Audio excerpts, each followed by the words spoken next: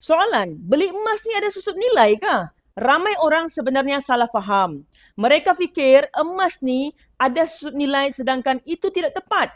Dalam dunia emas, istilah yang betul adalah spread ataupun selisih harga, iaitu perbezaan antara harga kita beli dan harga ketika kita jual balik. Sama macam kita tukar mata wang di money changer. Harga untuk beli USD semestinya lebih tinggi daripada harga bila kita mau jual USD semula. Logik kan? Itu bukan susut nilai, tapi selisih harga. Emas ni, dia tidak mengalami susut nilai. Kalau emas betul-betul susut nilai, macam mana kita mau jual emas pada harga yang lebih tinggi berbanding harga masa kita beli dulu? Logik kan? Jadi, susut nilai atau yang kita panggil depreciation value ni bermaksud nilai sesuatu barang jatuh sikit demi sikit sampailah akhirnya hampir tiada nilai. Contohnya apa? Motor, kereta, beg tangan, itu barulah kita boleh panggil susut nilai.